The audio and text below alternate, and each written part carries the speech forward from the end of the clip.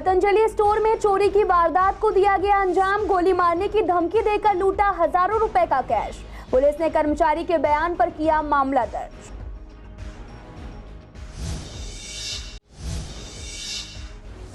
Shahdara district की crack team ने एक आरोपी को किया गिरफ्तार। आरोपी स्नैचिंग की वारदात को देने जा रहा था अंजाम। पुलिस ने आरोपी को किया गिरफ्तार।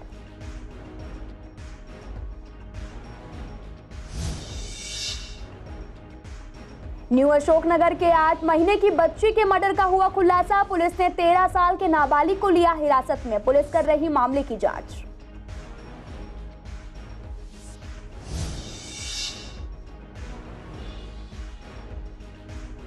स्वामी दयानंद अस्पताल के एक्सपर्ट्स ने कहा, कोविड से मरने वालों का सही आंकड़ा पता लगाना मुश्किल। कहा, भारत सरकार और WHO के आंकड़े में काफी अंतर, अनुमान लगाना होगा जल्दबाजी। वैक्सीनेशन ने पकड़ी रफ्तार। स्वामी दयानंद अस्पताल में वैक्सीनेशन के लिए बढ़ी भीड़। नोडल अधिकारी ने कहा, रोजाना 200 करीब पहुंच रहे लोग।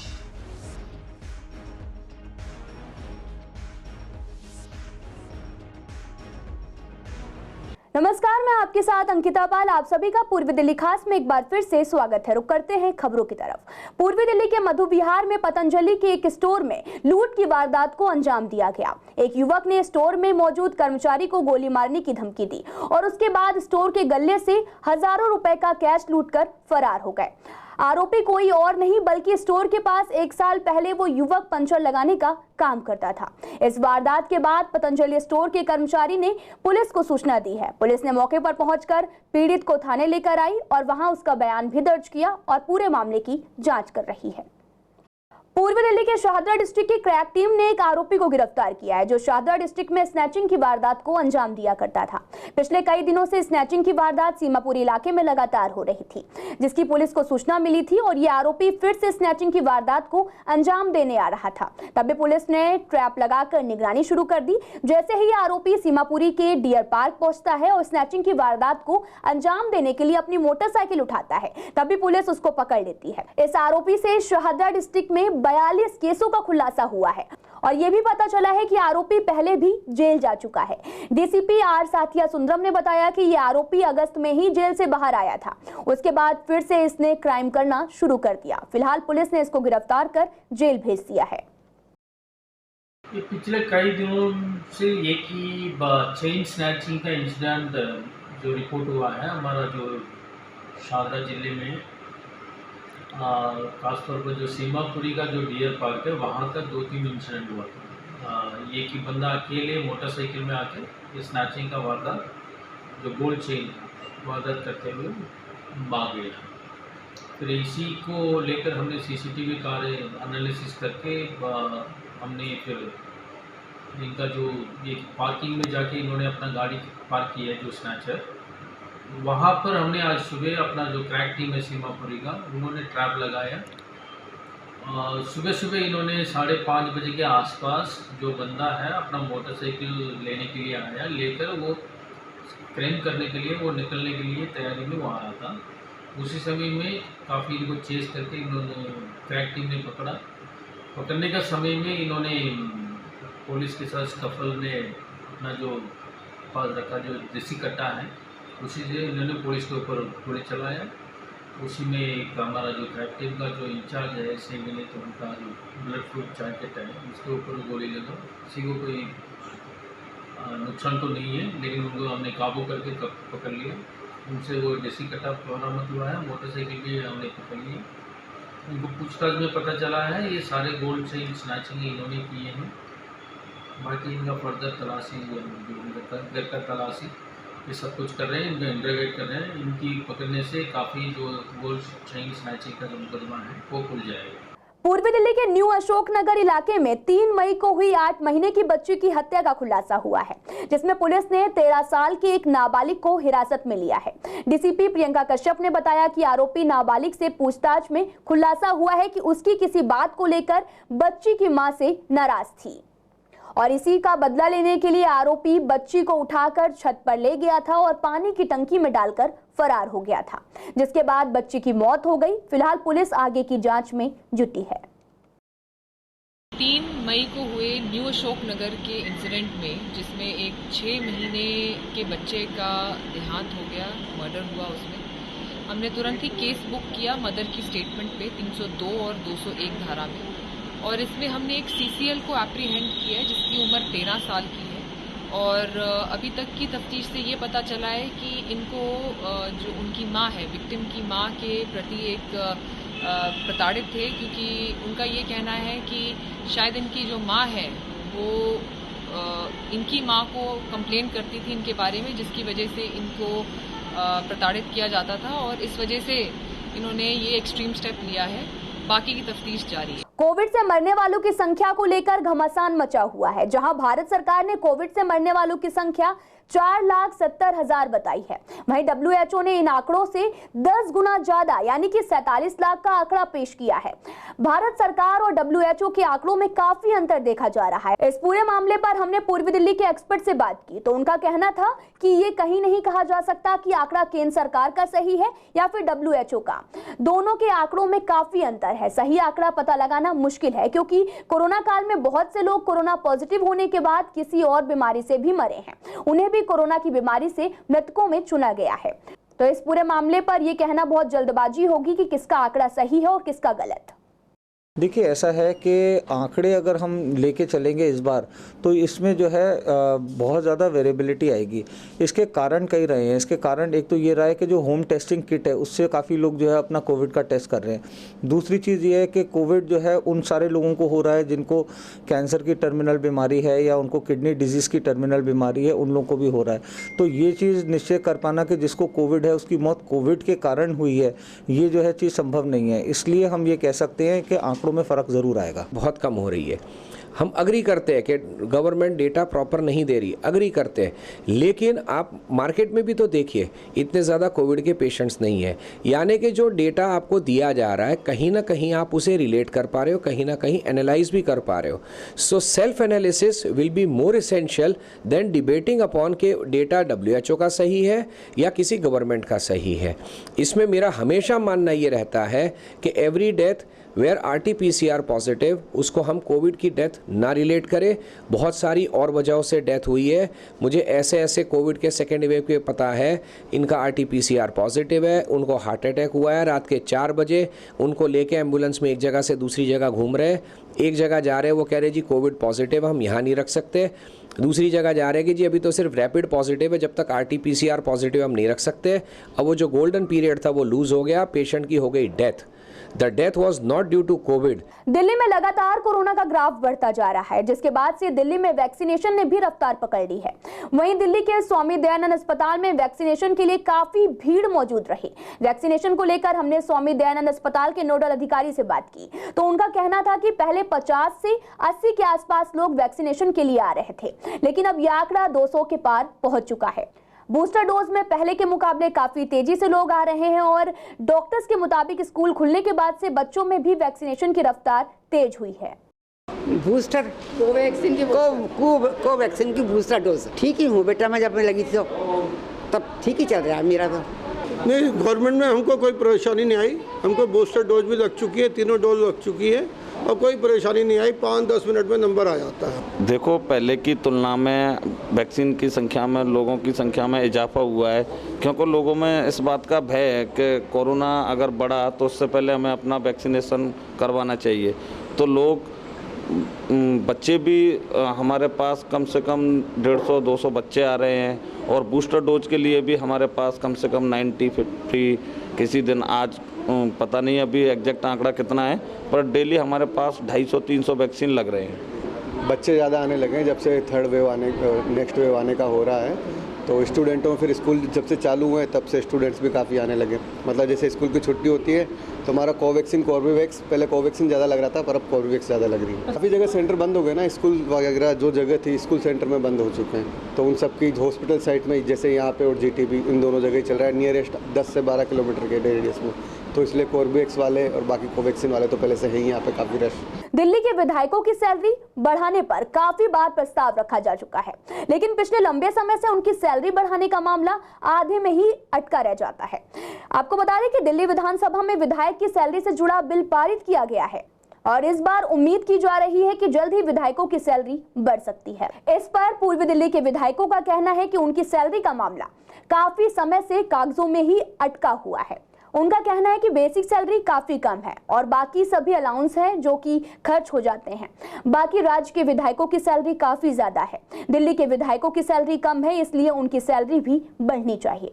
दिल्ली के विधायकों की सैलरी पूरे देश के जितने विधायक हैं उसमें सबसे कम 12,500 रुपये सैलरी दिल्ली के विधायक की है।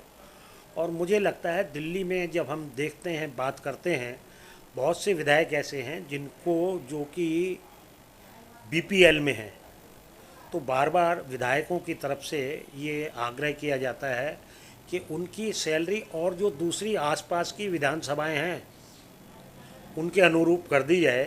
तो इसके लिए बार बार मूव चलता है, पिछले 2-3 साल से मूव चल रहा है और बार बार इसके लिए दिल्ली सरकार प्रयास भी कर रही है, लेकिन वो अपने प्रयास में आज तक सफल नहीं हो पाई है। कोई 54,000 रुपये की सैलरी नहीं है, 12,500 रुपये सैलरी है। उसके अलावा पर्क हैं जिसमें आपके पास दफ्तर में जो व्यक्ति काम करता है उसकी तनख्वाह है, जो आप अपने एरिया में घूमते हैं 4,000 रुपये उसके पेट्रोल के हैं, 3-4 हज़ार रुपये बिजली के हैं, जो ये अलाउंस हैं। सैलरी 12,500 रुपये प्लस अलाउंस मिला के 53,000 के करीब होते हैं, जो कि 12,500 के अलावा जितने भी हैं वो तो आपको दूसरों को देने ही पड़ते हैं। 90,000 करने वाले हैं, पहले 54,000 से इससे 90,000 करने वाले हैं। 4 साल से मसला चल रहा था, लेकिन अभी नहीं है। अभी खाली अखबार में आया, विधानसभा में पास होगा, फाइल जाएगी, सेंट्रल में जाएगी, होता है नहीं होता, अभी कुछ नहीं कह सकते हैं। कि मांग तो हमने ये की थी कि जैसे दूसरी स्टेटों में, यूपी में, उन स्टेटों को बराबर कर दीजिए या थोड़ा बहुत फ़र्क हो, लेकिन वो माने नहीं इस चीज़ को। कि वहाँ 1.5 लाख है, 2-2 लाख है, अलग अलग स्टेटों में अलग अलग, जहाँ इनकी गवर्नमेंट है बीजेपी की, वहाँ सैलरी काफ़ी अच्छी है। दिल्ली के विधायक जो हैं इनको पसंद नहीं आए और उसकी सैलरी 90,000 तो अभी प्रपोजल है, कब होगी अभी बड़ी नहीं है अभी। यमुना पार के सभी वार्डों में डोर टू डोर कूड़ा उठाने के लिए पहले कोई पैसा नहीं लिया जाता था, लेकिन अब लोगों के घरों से कूड़ा उठाने का पैसा वसूला जाएगा, जो कि लोगों पर भी काफी भारी पड़ेगा। इसको लेकर मेयर श्याम सुंदर अग्रवाल का कहना है कि अभी इस पर कोई भी फैसला नहीं लिया गया है और ना ही अभी तक किसी से कोई पैसे मांगे गए हैं। वहीं नेता विपक्ष मनोज त्यागी का कहना है कि एमसीडी हमेशा ही इसी तरह का काम करती है, लोगों को पहले कुछ कहा जाता है और उसके बाद उनसे उसी चीज के लिए पैसे वसूले जाते हैं। आज इसको निजीकरण की तरफ धकेला जा रहा है, निजीकरण किया जा रहा है। कल को लोगों से पैसे भी लिए जाएंगे, क्योंकि साउथ एमसीडी में भी इन्होंने यही किया था। डॉक्टर्स के पास, ईस्ट एमसीडी में अभी पीछे इन्होंने डॉक्टर्स के पास नोटिस भेजा था, मेडिकल स्टोर्स पे भेजा था, लैब्स पे भेजा था और तमाम इस तरह के जितने भी संस्थान हैं उनको सबको नोटिस भेजा और उनसे 2,000 रुपये महीने शुल्क की मांग की थी। हमने वो मुद्दा भी उठाया था कि आज इन दुकानों से लिया जा रहा है, आज डॉक्टर से, वकीलों से, अकाउंटेंट से और तमाम इन ऑफिसेज चलाने वाले लोगों से आज इनको नोटिस भेज करके सफाई के नाम पे पैसे की मांग की जा रही है। नर्सिंग होम से मांगे जा रहे हैं पैसे। कल को हमने यही कहा था कि कल को ये घरों पे भी आएंगे और वो काम इन्होंने शुरू कर दिया। आज नोटिस भेजने शुरू कर दिए घरों पर कि जिन लोगों की यूपीआई आईडी जनरेट हो चुकी उन लोगों से ये अब कूड़ा उठाने का पैसा भी वसूलने जा रहे हैं। अभी पूर्वी दिल्ली नगर निगम ने ऐसा कोई भी निर्णय नहीं लिया है, क्योंकि अब तीनों निगमों का एकीकरण हो चुका है, उसकी घोषणा हो चुकी है। जो तीनों निगमों के साथ होगा, जो तीनों निगमों में फैसला होगा उसको ही हम लागू करने वाले हैं। अभी किसी कोई भी कूड़ा उठाने के नाम पे पैसा नहीं लिया जाएगा। अभी जो जानकारी आई है वो मुझे लगता है बिल्कुल निराधार है, गलत है, क्योंकि तीनों निगमें एक हो चुकी हैं। उसके बाद जो तीनों निगमें बैठ के फैसला लेंगी वो सभी के साथ लागू होगा। उत्तर पूर्वी दिल्ली के भजनपुरा के एमसीडी स्कूल में हुए यौन शोषण मामले पर पुलिस ने एक आरोपी को गिरफ्तार किया है। आरोपी की पहचान वरुण के रूप में हुई है। वहीं पुलिस अभी इस मामले की छानबीन कर रही है और अन्य आरोपी की तलाश में जुटी हुई है। आपको बता दें कि दिल्ली के भजनपुरा इलाके में एमसीडी स्कूल में पढ़ने वाली 8 साल की 2 छात्राओं के साथ यौन उत्पीड़न का मामला सामने आया था। इसमें दिल्ली महिला आयोग का कहना है कि भजनपुरा स्थित पूर्वी दिल्ली नगर निगम के एक एमसीडी स्कूल की 4th कक्षा में अचानक एक व्यक्ति घुस गया और उसने छात्राओं के सामने बेहद ही शर्मनाक हरकत भी की है। CCTV वहाँ पे नहीं है, लेकिन जो गार्ड था जो वहाँ पे चौकीदार था उसकी नाइट ड्यूटी होती है, वो अपना सुबह स्कूल खोल के चला जाता है। स्कूल खोलने के बाद वो चला गया, उस टाइम वहाँ कोई मौजूद नहीं था, टीचर्स थी। प्रिंसिपल का अभी विवाद चला, प्रिंसिपल ने 28 में मैसेज डाला कि मैं स्कूल नहीं आऊँगी, लेकिन प्रिंसिपल जब घटना उस टाइम मौजूद थी या नहीं थी, इसकी हम दोबारा से जाँच करें। उसके जो उसने बयान दिया उस पर विश्वास नहीं करें, इसकी जाँच की जाएगी, प्रिंसिपल की दोषी होगी तो उसके खिलाफ भी कार्रवाई की। पूर्वी दिल्ली के शकरपुर इलाके में देर रात विकास मार्ग पर एक एक्सीडेंट हो गया। कार में बैठे लोग शराब पी रहे थे, जिसके बाद ड्राइवर ने कार डिवाइडर पर चढ़ा दी। गनीमत ये रही कि किसी की जान की हानि नहीं हुई, लेकिन सर्विस रोड पर 2 से 3 बाइक का नुकसान हुआ। गाड़ियों का ऑनलाइन चालान होने पर बहुत से लोग चालान भर देते हैं और कुछ लोग चालान नहीं भरते। चालान नहीं भरने को लेकर दिल्ली पुलिस कमिश्नर ने केंद्र सरकार के परिवहन विभाग को लेटर लिखा है कि जो लोग चालान नहीं भरते हैं उनसे गाड़ी के इंश्योरेंस के प्रीमियम में से पैसे वसूले जाएं। इस पर पूर्वी दिल्ली के लोगों का कहना है कि चालान वसूलने के लिए नए नए नियम कानून बनाए जाते हैं, लेकिन ये सिर्फ पैसे वसूलने के तरीके हैं। चालान का पैसा इंश्योरेंस से लेना गलत है और इस प्रस्ताव को खारिज कर देना चाहिए। इस प्रस्ताव में जो भी पुलिस कमिश्नर ने या जिन्होंने इस बात को रखा है, मुझे नहीं लगता इससे कोई किसी का फ़ायदा होने वाला नहीं है। अगर मैं इंश्योरेंस ही नहीं कराऊंगा तो मैं चालान का पैसे रकम कहाँ से दूंगा? इंश्योरेंस भी नहीं कराऊंगा। लेकिन जैसे रोड टैक्स लिया जाता है वन टाइम, वैसे ही थर्ड पार्टी इंश्योरेंस को वन टाइम में कर दें कि पूरे 10 साल के लिए गाड़ी है तो, या 15 साल के लिए उसकी वैलिडिटी है कि 15 साल तक चलेगी, तो 15 साल के लिए वन टाइम में ले लें। अब 50,000 रुपये का स्कूटर मिलता था, वो 1.5 लाख रुपए का अब हम ख़रीद तो रहे हैं, हम पैसे दे रहे हैं ना। तो जो चीज़, जो फैसिलिटीज़ गवर्नमेंट देना चाहती है या गवर्नमेंट लेना चाहती है कि हर आदमी उससे सर्वाइव ना करे, तो इस चीज़ को ऐसे भी किया जा सकता है। देखो, लोग चालान किस वजह से होता है चालान? या तो बंदा कहीं जल्दी में जा रहा है, रेड लाइट जम कर दी, या उस पर डॉक्यूमेंट उसने कैरी नहीं करे एट द टाइम ऑफ जब अपने चालान कराए, या कोई भी इमरजेंसी हो सकती है। कई बार क्या होता है कि लोग कहीं इमरजेंसी जल्दी में जा रहा है, रेड लाइट जम कर दिया, आपने रोक लिया, उसने रिक्वेस्ट करी, आपने छोड़ दिया। पुलिस वाले तो कहीं ना कहीं आपकी हेल्प करते हैं, वो समझते हैं। और कई लोग क्या कहते हैं कि भैया नहीं, हमें रूल ब्रेक कर रहे हैं, रूल तोड़ना ही तोड़ना है हमें, तो उसका आप कुछ नहीं कर सकते। आप कितना भी उस पर पेनल्टी लगा दो, इंश्योरेंस में ऐड कर दो, नहीं कर पाओगे आप कुछ भी, गवर्नमेंट कितनी भी कोशिश कर ले। जिसको तोड़ना है वो तोड़ना है, और जिसको एक्चुअल में जिसको नहीं, जो रूल के अकॉर्डिंग चल रहा है, जिसको नहीं करना, वो बिल्कुल ईजिली अपना काम करेगा और कुछ की गवर्नमेंट को उसकी वजह से कोई दिक्कत ना आए। जो इनका ये जो चालान काटने का सिस्टम है ना, वो बहुत ज़्यादा ना बेहतर नहीं है। ये जैसे चालान है, मेरा भी एक बार अभी चालान हुआ था 1-1.5 महीने पहले। मेरी गाड़ी की स्पीड ना 61 थी।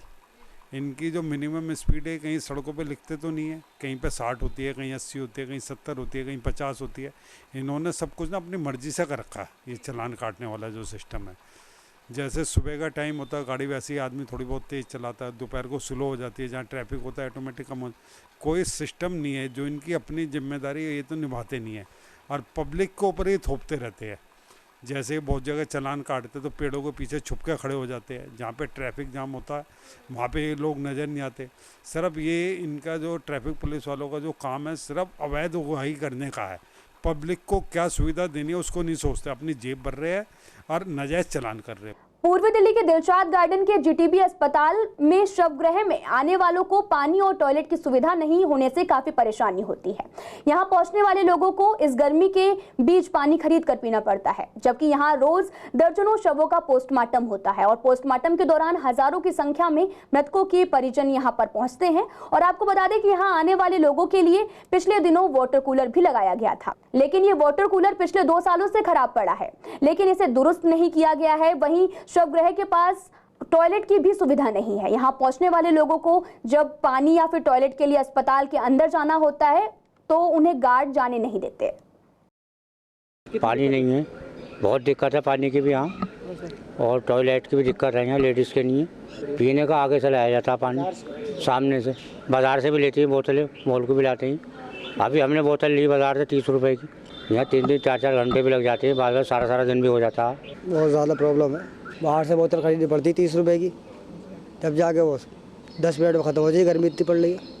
ना यहाँ पानी की व्यवस्था है, ना वॉशरूम है, टॉयलेट वगैरह की कोई व्यवस्था नहीं है। इतनी गर्मी में जब पानी की यहाँ व्यवस्था नहीं है, इतनी दूर से हम बाहर जाना पड़ रहा है हमें पानी लेने के लिए, तो यहाँ इसके लिए इंतज़ाम होना चाहिए। पूर्वी दिल्ली में कई इलाकों की सड़कों को पीडब्ल्यूडी द्वारा खोदा गया था, जिससे सड़कों की स्थिति बेहद ही खराब बनी हुई है, लेकिन अब सड़कों को रिपेयर किया जा रहा है। वहीं कृष्णानगर के लोगों का कहना है कि सड़कें काफी लंबे समय से टूटी पड़ी हैं और अब अगर सड़कें बन भी रही हैं तो काम बहुत धीमी गति से हो रहा है। धूल मिट्टी से लोगों को इन्फेक्शन हो रहा है और साथ ही टूटी सड़क की वजह से कई बार गाड़ियों से जा रहे लोग भी चोटिल हो जाते हैं। हाँ जी, नहीं दिक्कत तो बहुत होती है क्योंकि स्टोन्स वगैरह स्कूटी पे भी मैं खुद ट्रैवल करती हूँ, तो स्कूटी के नीचे एकदम से स्टोन्स आते हैं तो एकदम से इम्बैलेंस होता है बहुत बार। बट ये है कि मैनेज करना पड़ता है। एंड यहाँ पे ऑब्वियसली बात है, अगर इतना ज़्यादा ट्रैफिक है और ऐसा एरिया है तो यहाँ पे एक्सीडेंट और भी ज़्यादा बढ़ सकते हैं अगर ये रोड जल्दी से जल्दी नहीं बनी। बहुत प्रॉब्लम होती है ऐसे तो, कि टूट रही है तो सड़क, तो कोई भी आएगा जाएगा तो व्हीकल्स की प्रॉब्लम रहती है बहुत ज़्यादा, क्योंकि रोड टूट रही होती है तो लोग निकलते नहीं है जल्दी जल्दी, वो अपने व्हीकल को बचाने के लिए चलते हैं कि बचाते हुए कि किसी का लग ना जाए। हाँ, स्पेस की कमी रहती है। 2 महीने 19 मार्च से ये सड़क खुदी हुई है, लोगों का इतना बुरा हाल है मैडम। मेरे को यहाँ बैठे दुकान पे एलर्जी हो गई, बीमार हो गया मैं। नाली का कूड़ा कम से कम 2 महीने यहाँ पड़ा रहा है, किसी को भी समझ नहीं आ रही क्या दुकानदार फेस कर रहे हैं, कोई लोगों को परेशानियाँ चल रही हैं, किसी को नहीं पता। हर महकमा 10 दिन काम करता है, 20 दिन छुट्टी कर जाता है। बुरा हाल है। अब देखो सारा दिन रोज़ दुकान पे इतनी मिट्टी होती है, गले में खांसी हो के इतना कफ हो गया है, इन्फेक्शन भाई साहब पूछो मत, एंटीबायोटिक खा रहे हैं। बुरा हाल है दुकानदारों का, किसी को भी कोई सूद लेने की हिम्मत नहीं। मैडम ये मोड़ है, मोड़ पे ये नहीं कि शाम को अभी आप थोड़ी देर बाद देखना इतनी रेडियाँ लग जाएंगी, कोई हटाने वाला नहीं आएगा। 200 रेडी कम से कम इस चौक पे खड़ी हो जाएगी। लोग बाग, कोई एम्बुलेंस फंस रही है, आगे अनंतपुर आश्रम है, लोग बाग जा रहे हैं, मेडिकल में फंसे हुए हैं, कोई सूद बूद नहीं किसी को। दुकान उत्तर पूर्वी दिल्ली के दयालपुर पुलिस ने एक स्नैचर को गिरफ्तार किया है। इसे आरोपी से 10 केसों का खुलासा भी हुआ है। आरोपी के पास से एक पिस्टल, 3 जिंदा कारतूस और एक बाइक भी बरामद की गई है। सूचना मिलने के बाद पुलिस ने दयालपुर पुलिया के पास चेकिंग अभियान शुरू किया। मौके पर आरोपी मुर्शीद को बाइक पर देखकर पूछा कि ये बाइक किसकी है, तो वह बता नहीं पाया और पुलिस ने उसे हिरासत में ले लिया। इसके ऊपर पहले भी कई मुकदमे दर्ज हैं। फिलहाल पुलिस उसे गिरफ्तार करके आगे की जांच में जुट गई है। फिलहाल पूर्वी दिल्ली खास में आज के लिए इतना ही। तमाम खबरों के लिए आप देखते रहिए CCN लाइव।